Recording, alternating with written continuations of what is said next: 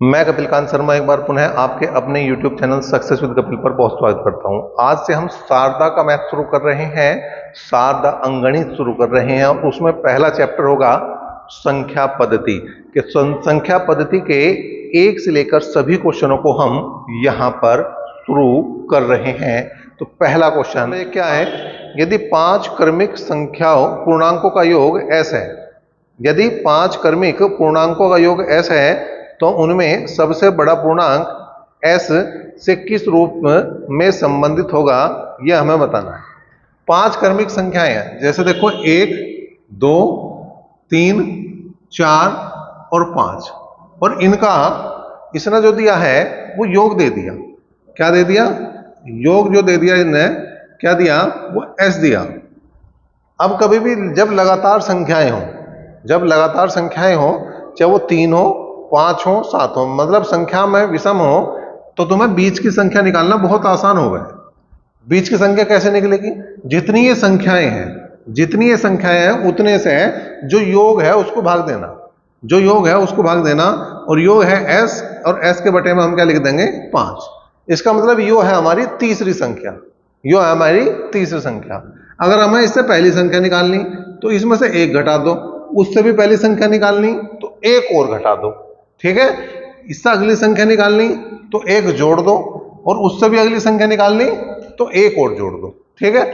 तो हमें चाहिए अगर 5वीं संख्या चाहिए, ठीक है। अगर हमें 5वीं संख्या चाहिए तो इसमें क्या करेंगे हम? s बटे 5 में भाई 1 जोड़ेंगे तो चौथी मिलेगी, 1 और जोड़ेंगे तो 5वीं मिलेगी। इसका मतलब 2 जोड़ दो इसमें, तो 5 दूनी 10, तो आ गया s प्लस 10 बटे कितना आ गया? 5। और ये कौन से ऑप्शन में? तुम्हारे देखो पहला ही ऑप्शन है, ए ऑप्शन जो है इसका जो सही जवाब हो जाएगा। नंबर 2 की अगर हम बात करें तो क्वेश्चन नंबर 2 क्या है?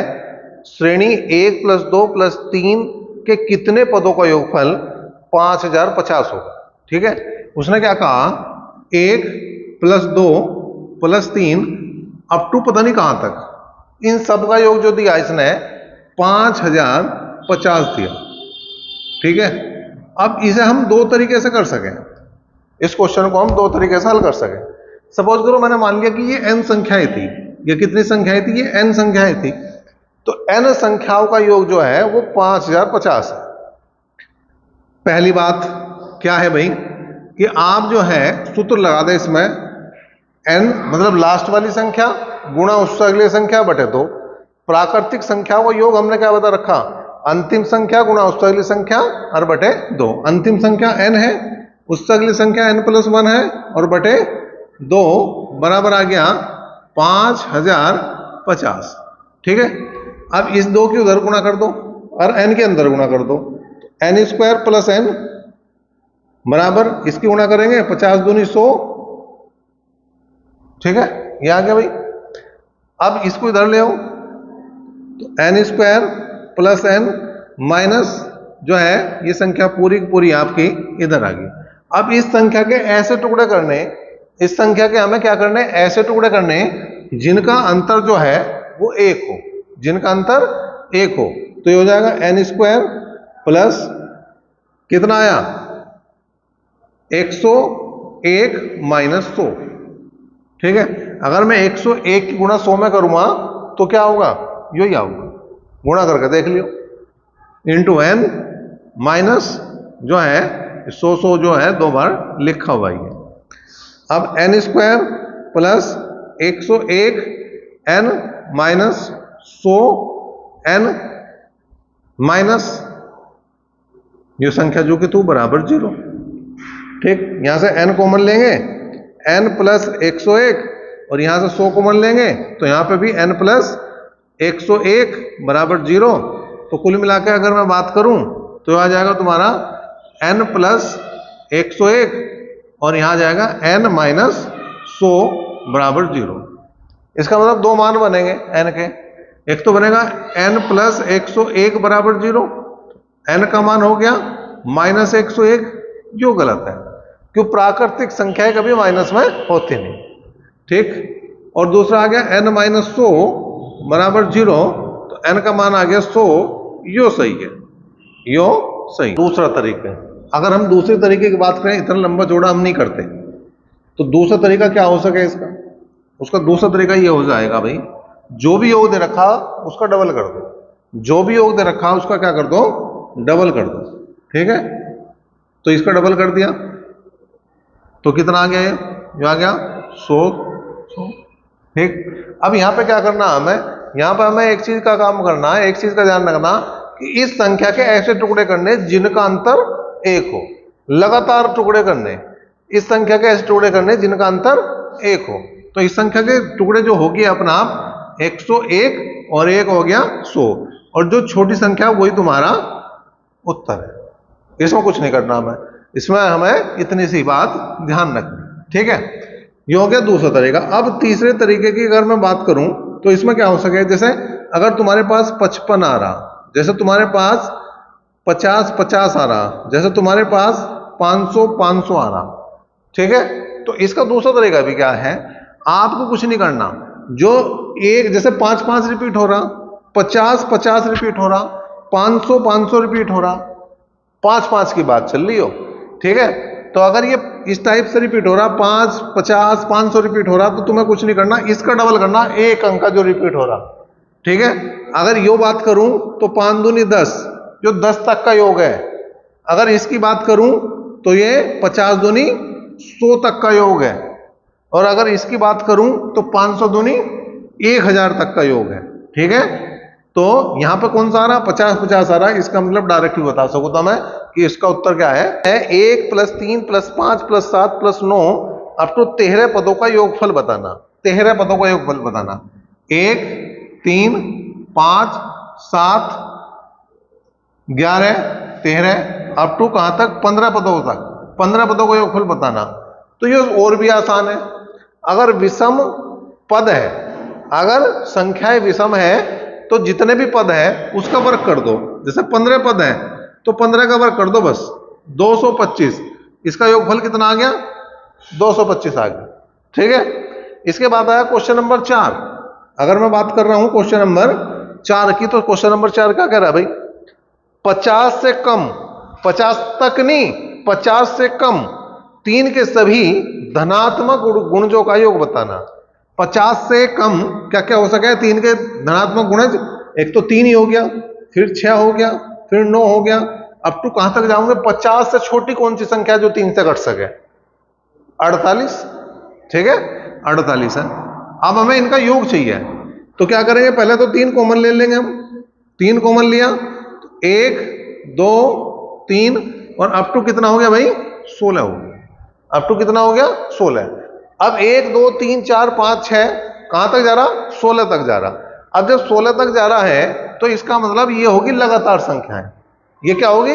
लगातार संख्याएं। अब लगातार संख्याएं हैं तो लगातार संख्याओं का योग क्या बता रखा हमने? बता रखा अंतिम संख्या गुणा उससे अगली संख्या बटे 2। क्या बता रखा? अंतिम संख्या गुणा उससे अगली संख्या बटे 2। तो अंतिम संख्या कितनी है? 16। उससे अगली संख्या क्या होगी? और बटे, तो गुणा कर दो, इसे भाग दे दो भाई, 2 अट्ठे 16। 17 या 51। 51 की गुणा किस में कर दूंगा? 8 में। तो 8 ही कम 8 और 8 पंजे 40। तो उत्तर क्या बना? 408। C option. नंबर 5 की अगर बात करें तो 5वां क्वेश्चन भी बहुत आसान है। दिया गया है 1 + 2 + 3 + 4 अप टू 10 तक का योग जो है 55 है। तो 6, 12, 18, 24 अप टू 60 तक का योग बताना है। क्या दिया? 1 + 2 + 3 और अप टू कहां तक? 10 तक का जो योग है वो कितना है? 55 है।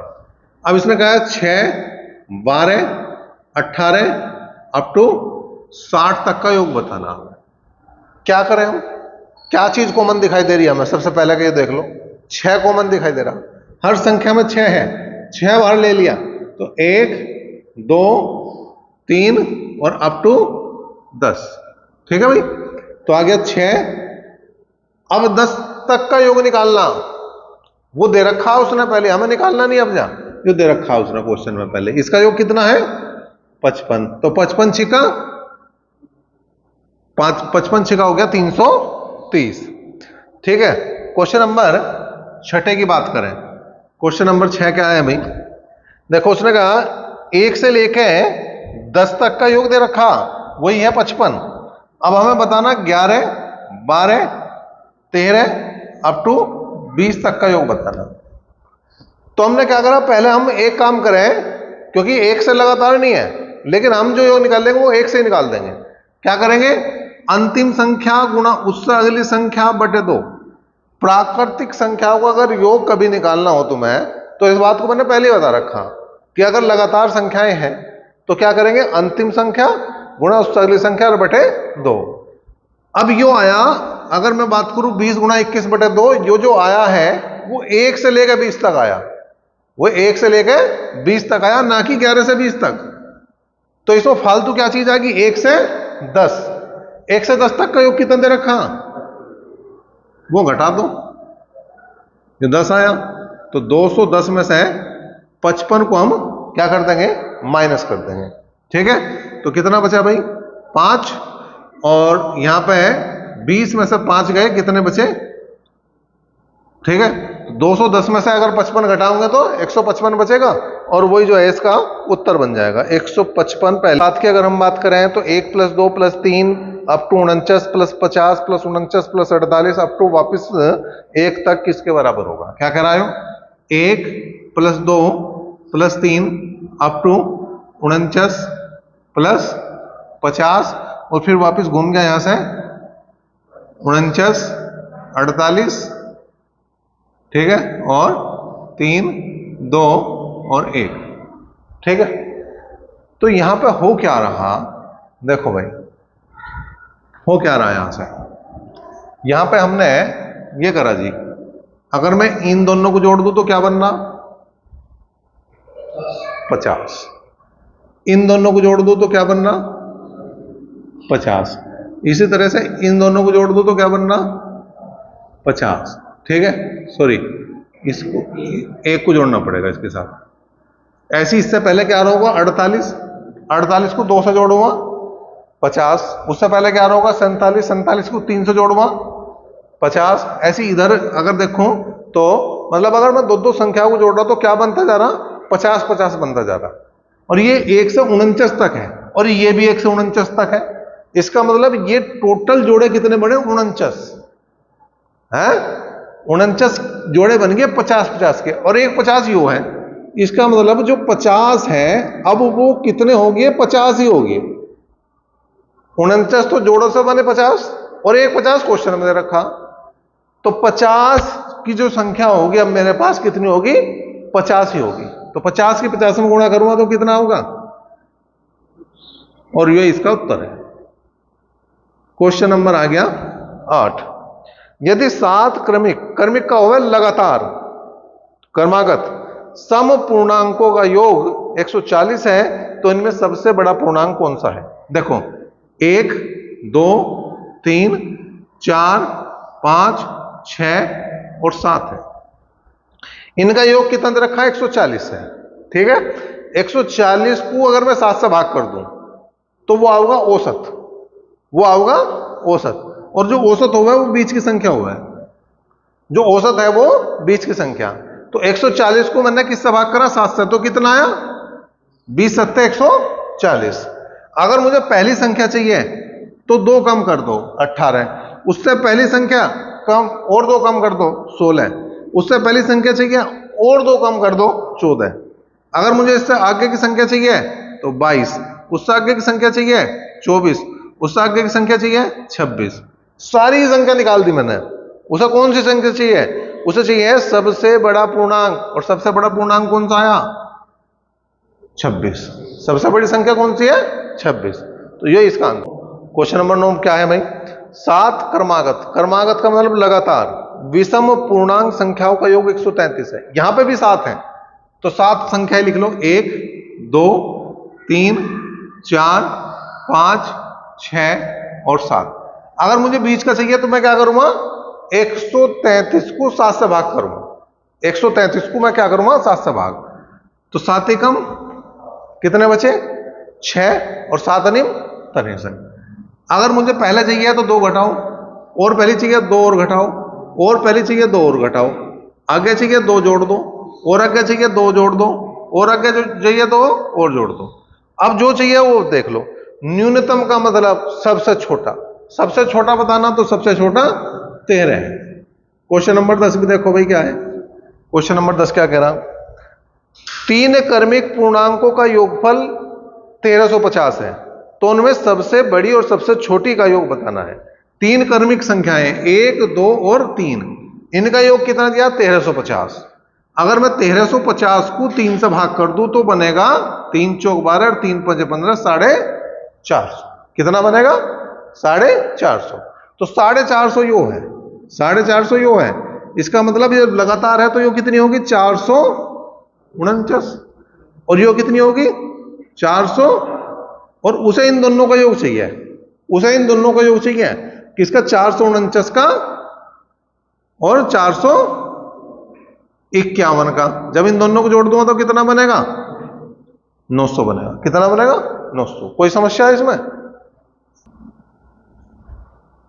देखो भाई क्वेश्चन नंबर 11 क्या है, 3 से गुणा करके बनी 100 और 200 के बीच की सभी प्राकृतिक संख्याओं का योग बताना।